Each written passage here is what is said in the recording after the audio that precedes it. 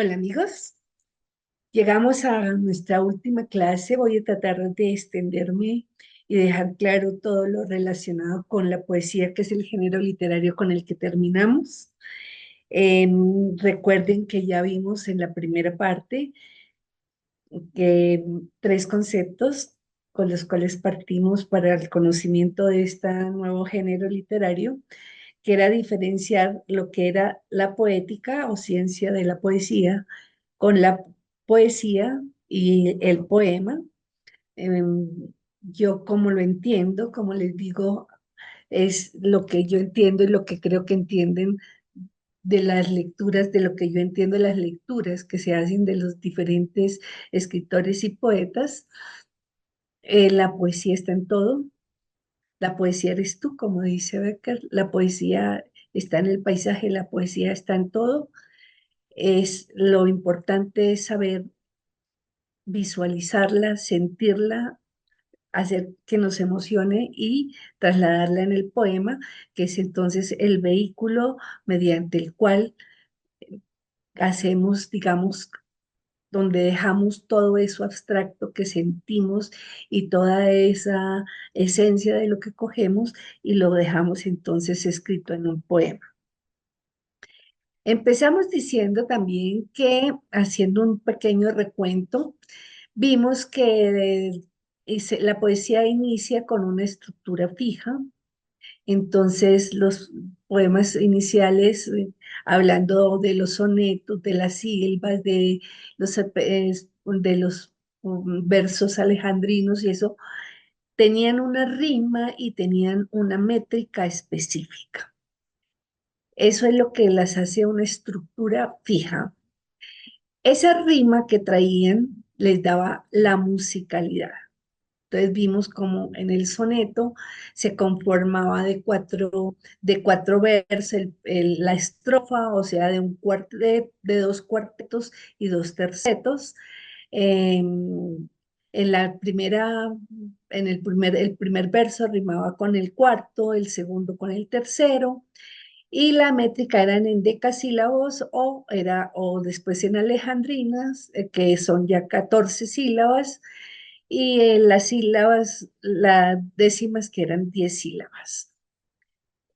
Pues todo va cambiando con el tiempo, eh, pero vimos pues que estas estructuras fijas de pronto van cambiando en el siglo XVI y cuando empieza a llegarnos la poesía de los japoneses y entonces conocemos el haiku también, que viene casi desde el siglo XVI.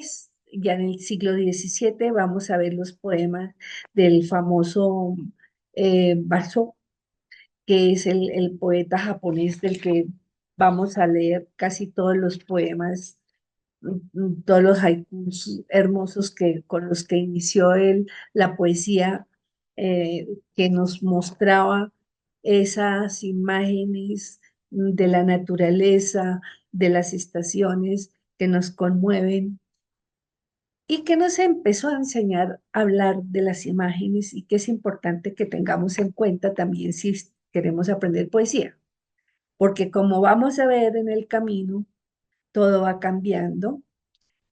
En un principio estos haikus que aparecen, pues al hacerse la traducción a nuestros idiomas cambia porque no aparece la misma métrica, no pueden darles la misma métrica, y inicialmente los haikus que aparecieron, que se hicieron, no, los que hacía Matsu Basho no eran no eran imágenes con rima, sino lo único que tenía, ya ahí empezó a flexibilizarse un poco la poesía, porque mantenía una métrica específica, que era de 17 sílabas, distribuidas en versos de 5, 7 y 5 versos, y 5 sílabas. 5 sílabas, 7 sílabas, 5 sílabas. Como les digo, esa fue cambiando en el haiku actual, cambia la temática, cambia un poco también ya el número, la métrica, pero lo importante es que con ellos y con el haiku comenzamos a conocer y hacer imágenes que van a ser fundamentales, más para que ustedes vean después, cuando vienen ya las vanguardias, cómo cambia la imagen real que traía a una imagen creada. Y entonces, para que ustedes empiecen a entender los dos conceptos y a conocer qué es una imagen real y qué es una imagen creada. Digamos que las características del haiku, para terminar el tema de esa poesía esquemática, de esa poesía rígida, de estructura rígida, digamos, veamos en qué consistía y qué era entonces estos haikus. El haiku se caracterizaba por ser en un lenguaje muy sencillo, era contemplar la naturaleza y percibir un mundo dentro de la misma. Era como, decían ellos, es como una foto hecha palabras, decían los poetas en esa época. Es una foto hecha palabras. Es tomar ese instante observando, ver la caída de una hoja y ver qué siento, trasladar esa onda que hace la hoja, ese caer que hace la hoja, trasladarla al papel.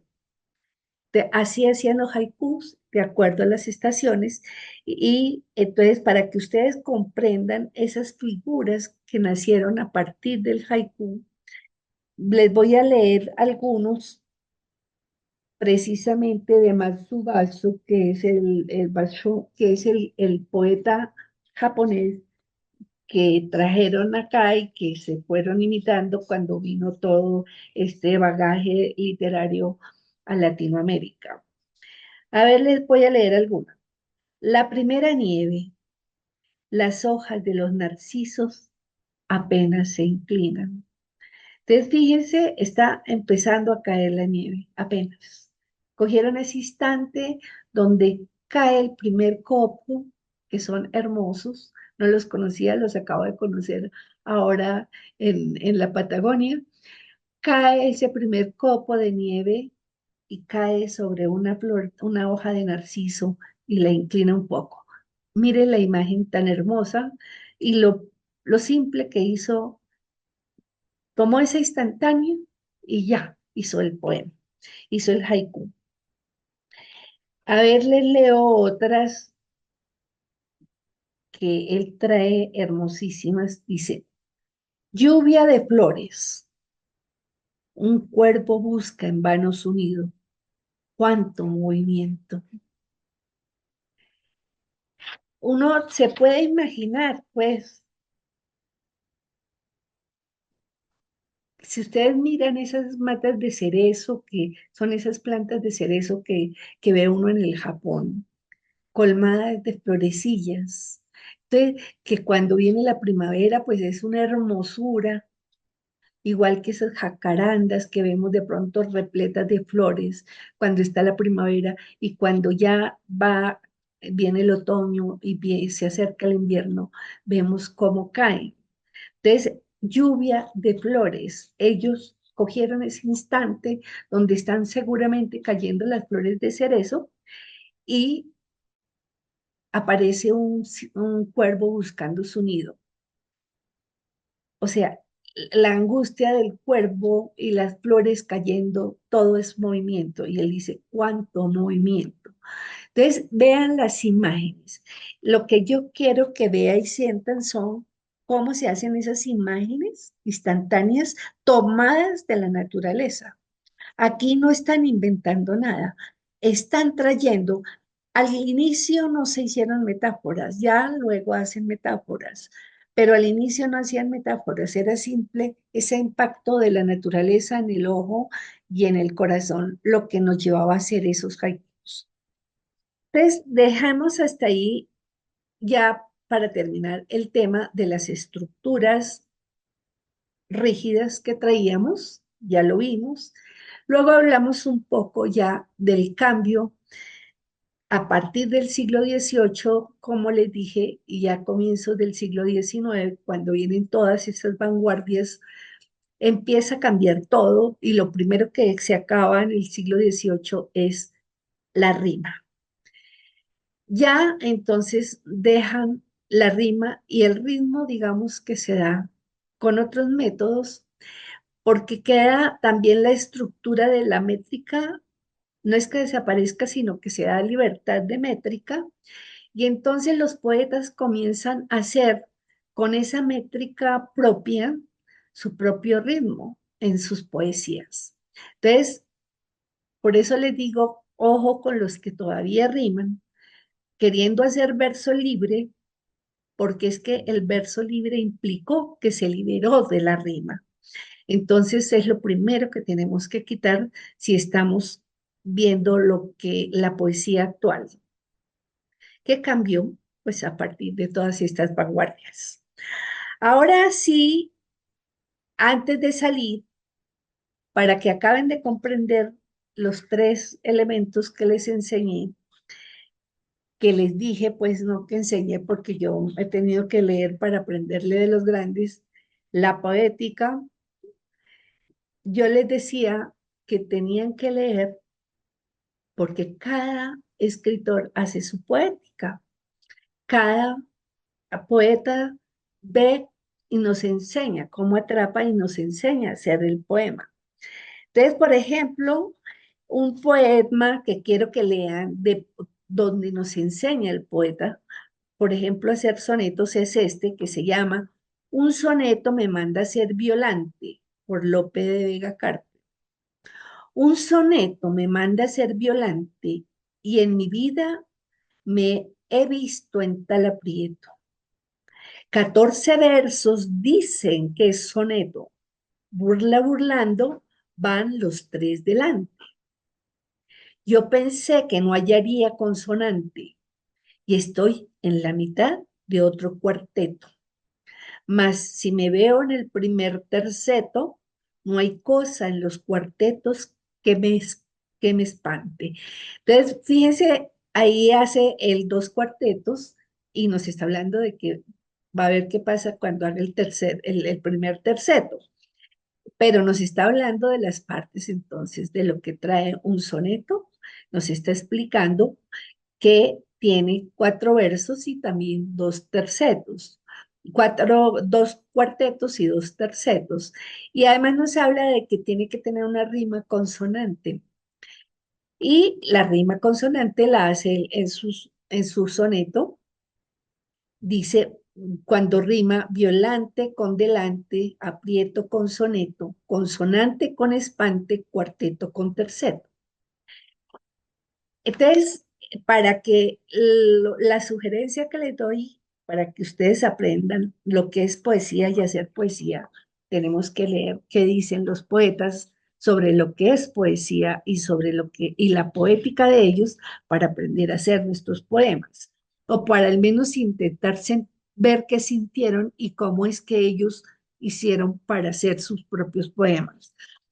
Aquí les tengo algunas definiciones que traen, que nos dan los poetas, y como les digo, no hay unidad de criterio en lo que es la poesía, que yo estoy de acuerdo con lo que dice, con lo que dice en Paz, el mexicano, en que la poesía, porque yo la siento así, la poesía está en todo. Y uno se acostumbra a la poesía como un vicio, a mirarla. Cuando uno quiere ser poeta o intenta ser poeta o es un poeta, uno no puede volver a ver como ven la gente normal, sino que uno ve poesía en todo.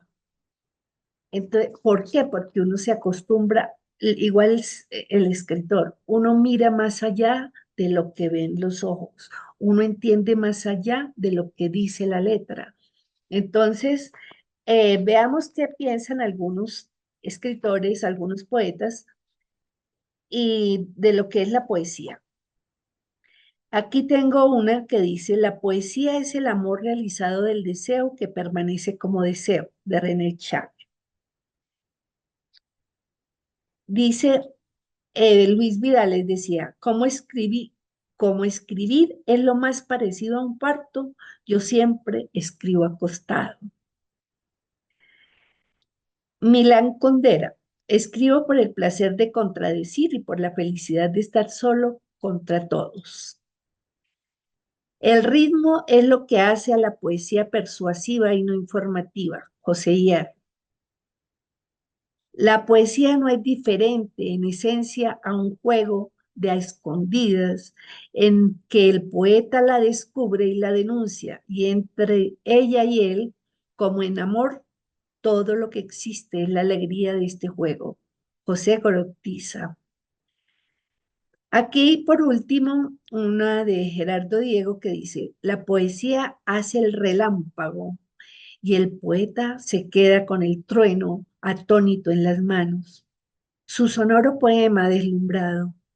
Creer lo que no vimos dicen que es la fe. Crear lo que no veremos, esta es la poesía. Entonces, ahí vamos viendo pues lo que piensan los poetas y vamos aprendiendo entonces de los poetas. Ya salimos entonces de esta época, digamos, de estos esquemas que habíamos heredado de los griegos y de esta poesía un poco estática y viene entonces lo que es la poesía de las grandes vanguardias.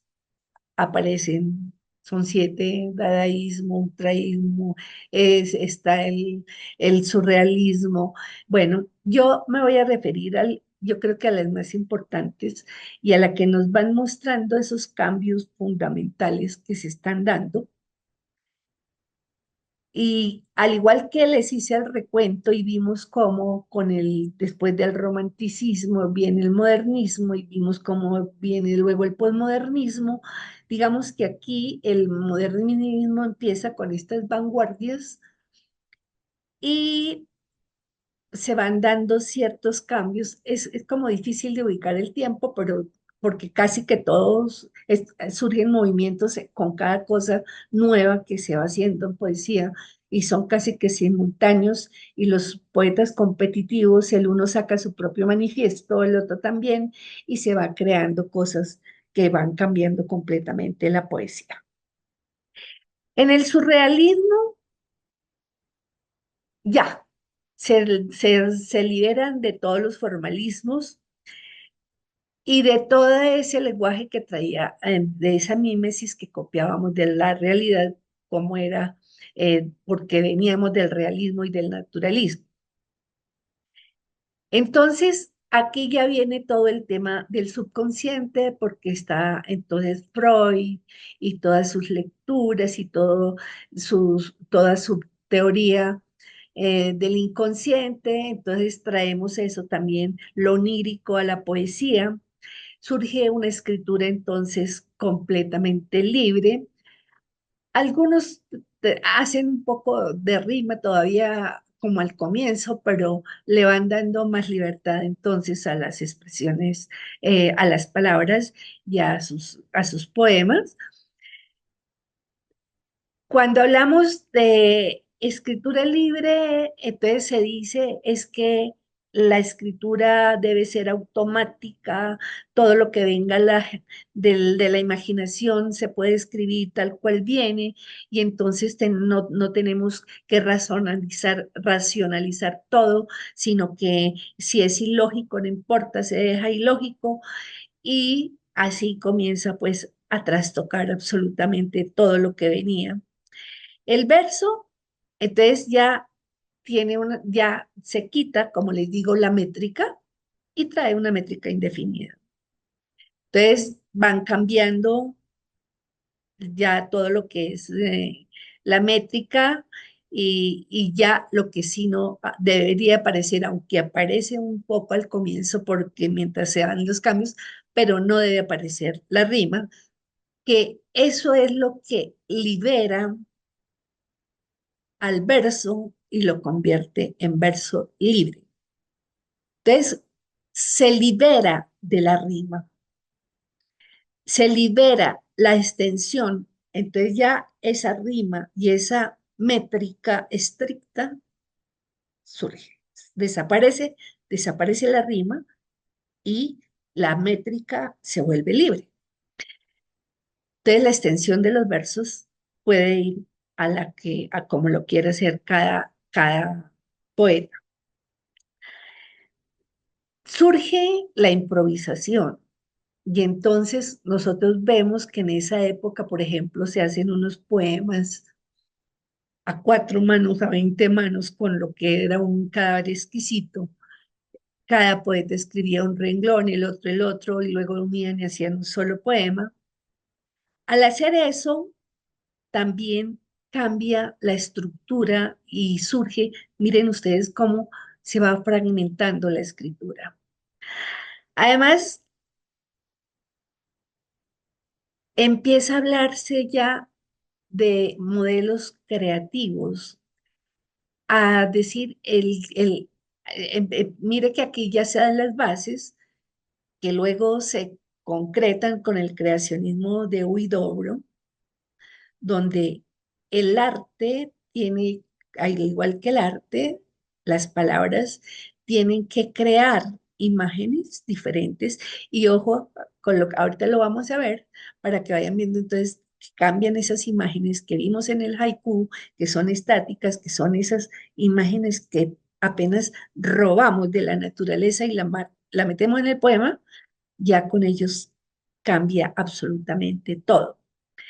Entonces aquí vamos a ver algunas otras características que nos trae el surrealismo. Ya el yo lírico es evidente y ahí y se empieza a hablar entonces del yo lírico subjetivo y psicológico en esta época. Aquí ya la actividad del espíritu no está controlada por la razón y empezamos a unir esas fraccionamiento, esas cosas creadas, entonces lo físico con lo metafísico, se van creando cosas nuevas en ese automatismo, todo lo que salga se va diciendo sin tapujos. El lenguaje empieza a ser al inicio con estas vanguardias hermético, es un, hay oscuridad en esos poemas. Y entonces, por ejemplo, podemos leer poemas super herméticos que surgen muy seguramente del surrealismo con Vallejo, con Alejandra Pizarnik. Tenemos también poemas del... Versión de Alejandro Pizarnik. Mi Alexa, que es de lo más chismosa, metió aquí la pata, pero bueno. Continuemos entonces viendo a ver qué más nos trajo el surrealismo. Con él surgen otras cosas como, por ejemplo, empiezan a utilizarse muchas figuras literarias como la sinestesia.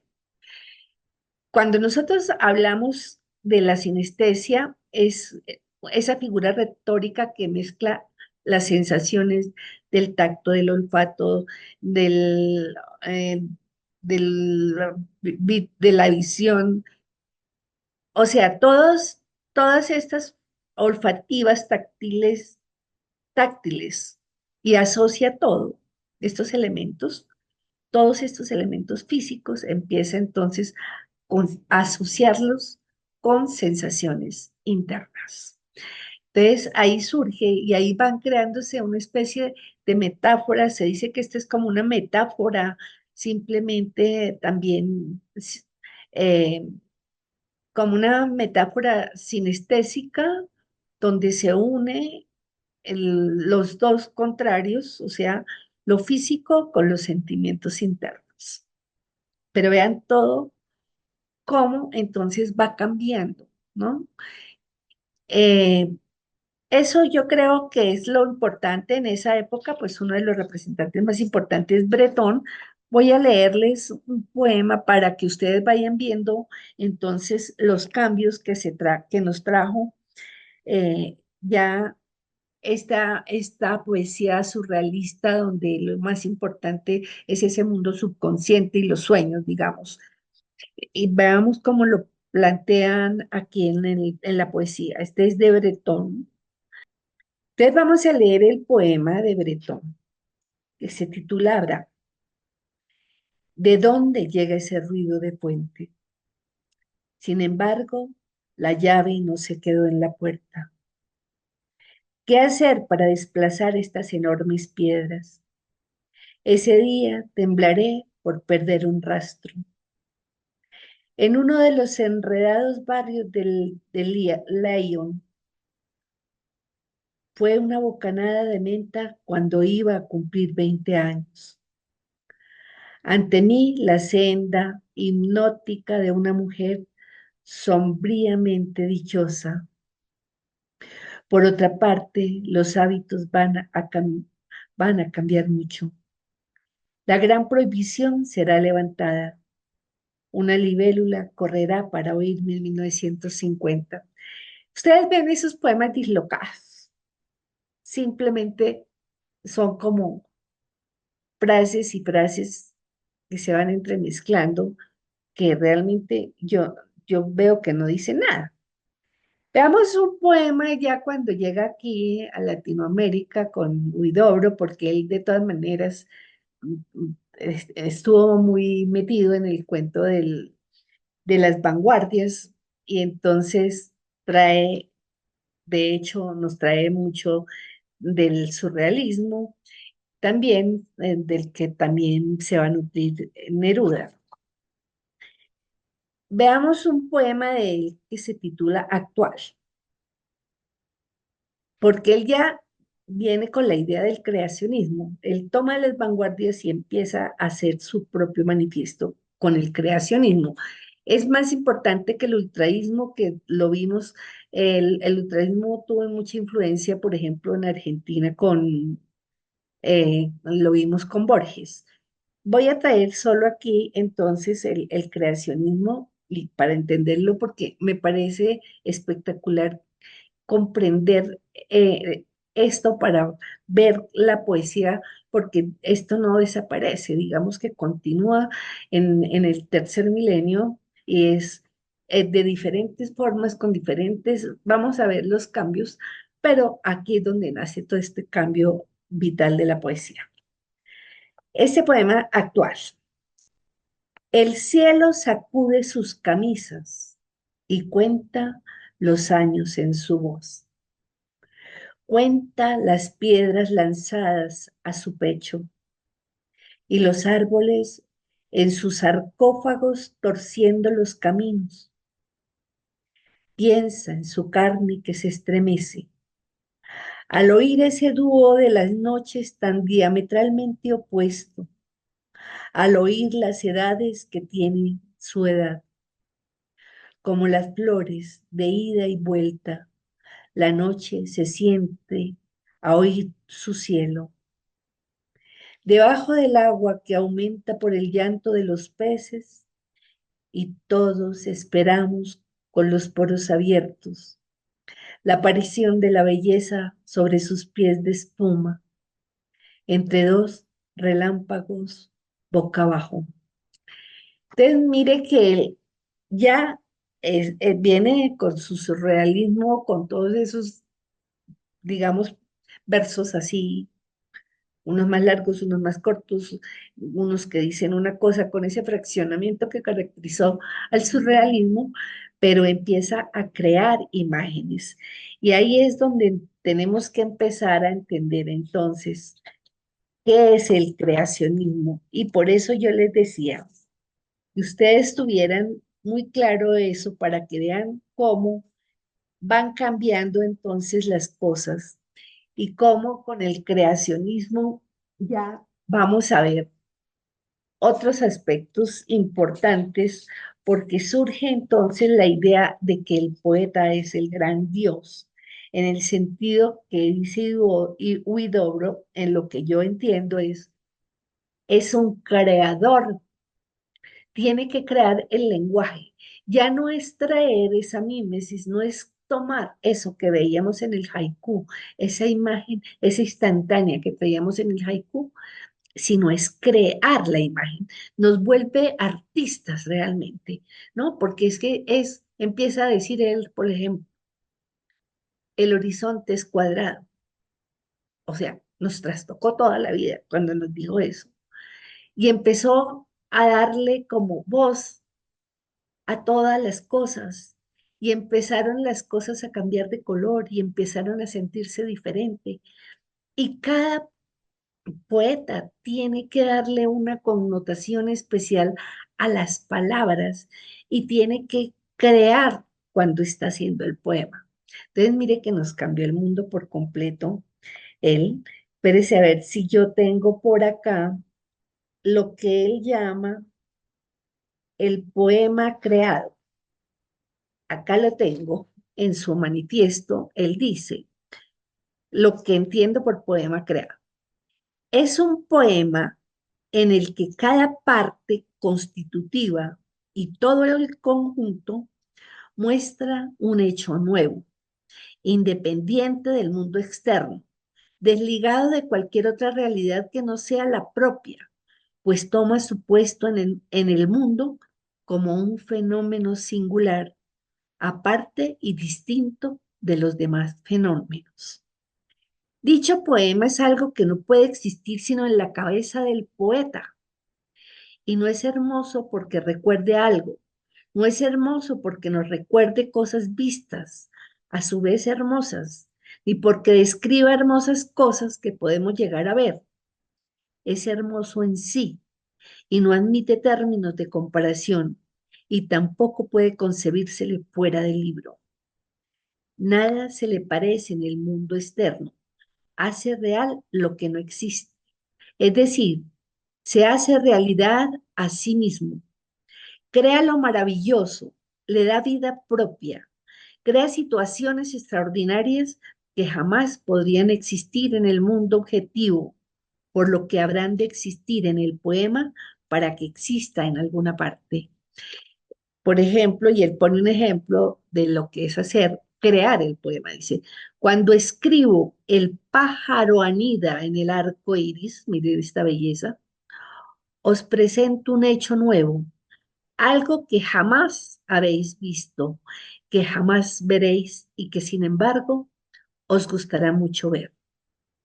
¿Sí? Entonces, fíjese que con esta poesía creacionista nace entonces el poema creado y entonces ya nos habla de imágenes creadas, a diferencia de las imágenes existentes en la realidad que tomamos y traemos, y entonces cuando ustedes lean la poesía, ustedes ya pueden diferenciar. Esta es una imagen tomada de la realidad o esta es una imagen creada.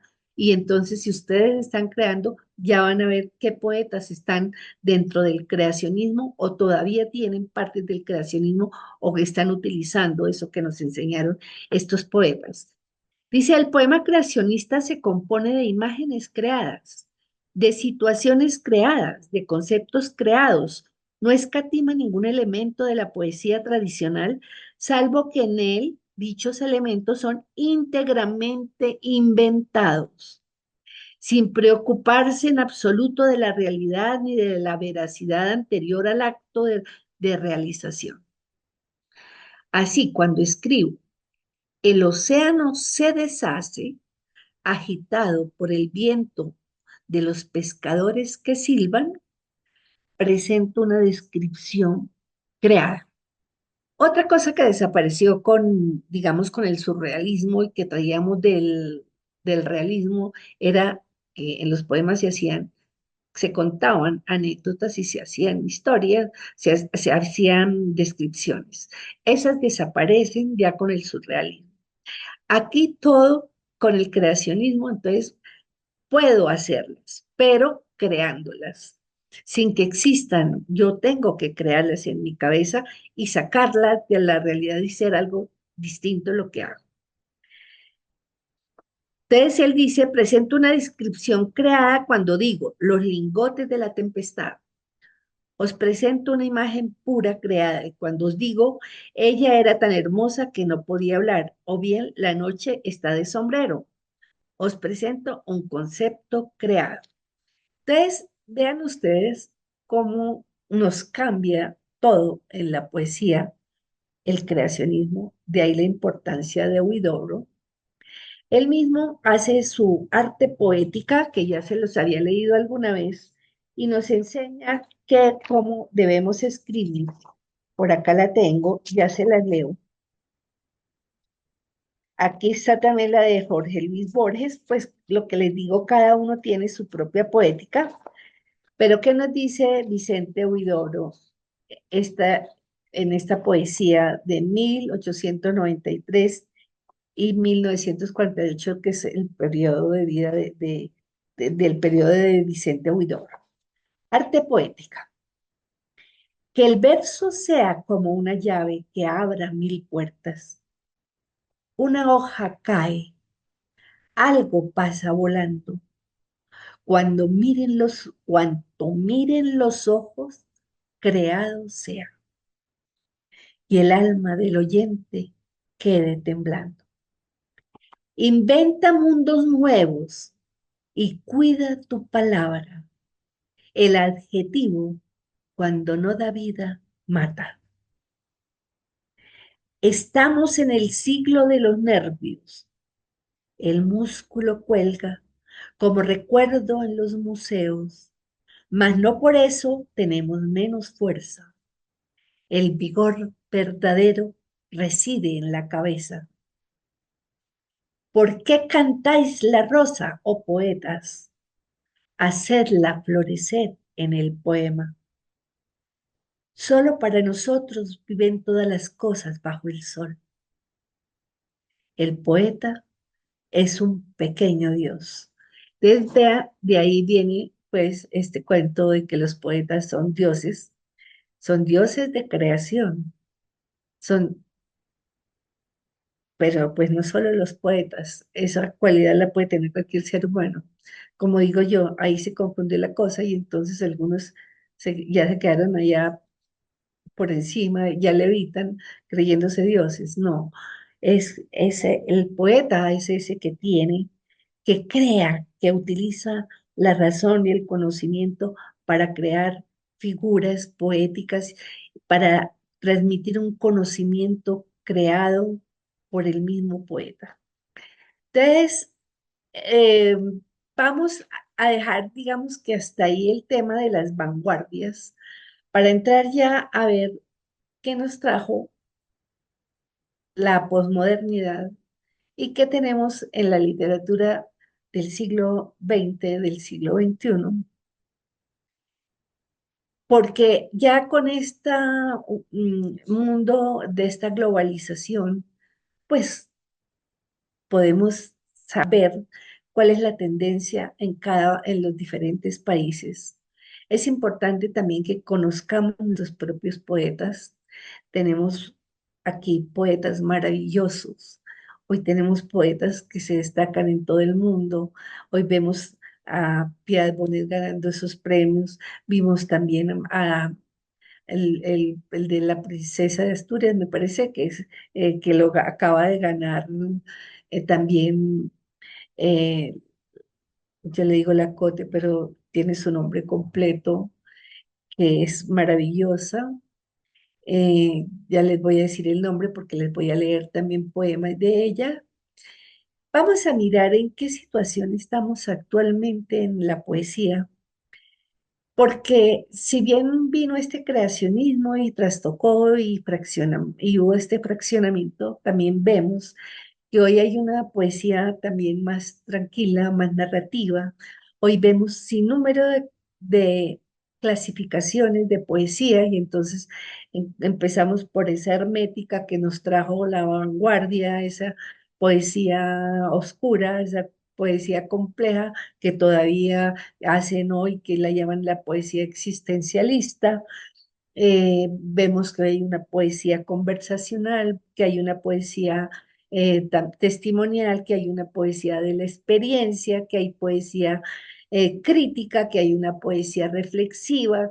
Ahí vemos sin número de métodos para hacer poesía o de clasificaciones de la poesía, que no los podemos abarcar todos, pero entonces vamos a ver para las personas que me llegan a mí y que yo trato de traerles a ustedes con su poesía, ya para terminar entonces este ciclo poético, analizando qué nos queda en la posmodernidad y en que estamos en este tercer milenio. Espero entonces que les guste. Yo dejo esta clase, digamos, hasta acá con la lectura de algunos poemas de toda esta serie y de todas estas personas que hicieron, que nos hicieron sentir y ver el cambio en la poesía en Latinoamérica. Se las voy a leer ahora y para la última, si bien esta viene siendo, digamos que la última clase, de todas maneras para el final, para que no queden truncados ustedes, voy a hacerles la parte de la poesía moderna, posmoderna y de la actual, y les traeré algunos poetas actuales como sugerencia y espero que ustedes también estén atentos a esos cambios que hay hoy. Hay también poesía filosófica, la poesía documental que nos trae pues un mundo completamente nuevo. Todo esto lo voy a ver si tratamos de verlo ya con poemas específicos para que ustedes vean esta clasificación y la retomen cuando quieran en este camino de la poesía. Entonces vamos a leer poemas de lo que fueron las vanguardias. Entonces vamos a leer algunos poemas surrealistas, ya con poetas latinoamericanos. Empecemos con Alejandra Pizarnik, esta poeta argentina, y su poema se titula Salvación. Voy a tratar de leerlo, ya cambia completamente la métrica, entonces voy a tratar de leerla con los silencios que la trae ella, a ver si logro yo que ustedes me la entiendan. Salvación. Se fuga la isla y la muchacha vuelve a escalar el viento y a descubrir la muerte del pájaro profeta. Ahora es el fuego sometido. Ahora es la carne, la hoja, la piedra, perdidos en la fuente del tormento, como el navegante en el horror de la civilización que purifica la caída de la noche. Ahora, la muchacha halla la máscara del infinito y rompe el muro de la poesía. Ella hace otro poema, y sus poemas ya concretan el surrealismo y lo concreto. Mire, ella ya hace poesía diferente, ¿no? Entonces, eso es lo interesante. Cogen cosas del surrealismo, pero ya empiezan a concretar esa poesía y hacen una poesía muy linda. Este es otro poema de la noche. Les voy a leer una fracción porque es larga. Poco sé de la noche, pero la noche parece saber de mí. Y más aún, me asiste como si me quisiera. Me cubre la conciencia con sus estrellas. Tal vez la noche sea la vida y el sol la muerte. Tal vez la noche es nada y las conjeturas sobre ella nada y los seres que la viven nada. Tal vez las palabras sean lo único que existe en el enorme vacío de los siglos, que nos arañan el alma con sus recuerdos. Pero la noche ha de conocer la miseria que que bebe de nuestra sangre y de nuestras ideas. Hasta ahí se los dejo ese. Vean ustedes cómo ya concreta el surrealismo y lo concreto trae unos textos preciosos, casi todos autobiográficos, donde explora su infancia. Ella tiene poesía muy linda. Otra poeta que también amo y que también inicia con el surrealismo y que también concreta su poesía es de Blanca Varela. Esta es Yo soy feliz haciéndole publicidad a las mujeres. También tengo a Vallejo, pero pues como a ellos les han dado tanto bombo y platillo, pues yo prefiero traer poemas y poesía de mujeres porque además yo digo que no le han dado todo lo que merecen a las mujeres poetas. Esta se titula A media voz. La lentitud es belleza. Copio estas líneas ajenas. Respiro. Acepto la luz. Bajo el aire ralo de noviembre. Bajo la hierba sin color. Bajo el cielo cascado y gris. Acepto el duelo y la fiesta. No he llegado. No llegaré jamás en el centro de todo. Está el poema intacto. Sol ineludible. Noche sin volver la cabeza. Merodeo de su luz, su sombra animal de palabras, husmeo su esplendor, su huella, sus restos, todo para decir que alguna vez estuve atenta, desarmada. Hace todo el poema como en cascada. Ahora sí, vamos a escuchar, se los dejé hasta ahí, les robé un verso, pero bueno. Deshoras de César Vallejo, les voy a leer también una parte porque empezó a llover y la música me cambia. Pureza amada que mis ojos nunca llegaron a gozar, pureza absurda. Yo sé que estabas en la carne un día, cuando yo hilaba aún mi embrión de vida, pureza en falda neutra de colegio y leche azul dentro del trigo tierno, a la noche de lluvia, cuando el alma ha roto su puñal en retirada, cuando ha cuajado en no sé qué probeta, sin contenido una insolente piedra, cuando hay gente contenta y cuando lloran párpados ciegos en purpúreas bordas. Entonces vean ustedes, esta es una poesía más hermética, la de Vallejo, oscurentista, como surgió del surrealismo. Entonces, espero pues que con esto haya quedado completo. Me acuerdo del nombre que se me fue la onda, porque ustedes saben que con mi edad se me va la onda a ratos. Andreíta Cote es la poeta. Con ella vamos a empezar el próximo capítulo, cuando ya con la próxima lectura de poemas, vamos a leer qué nos trae la modernidad, en qué estamos en la poesía actual y cerramos entonces con poetas que conocemos, que están actuales y cómo es la poesía para leer un poco de lo que se está viendo y ver qué quedó de todo esto. Les agradezco la atención y espero que les agrade este concepto, esta clase de poesía hecha con el mayor cariño para ustedes.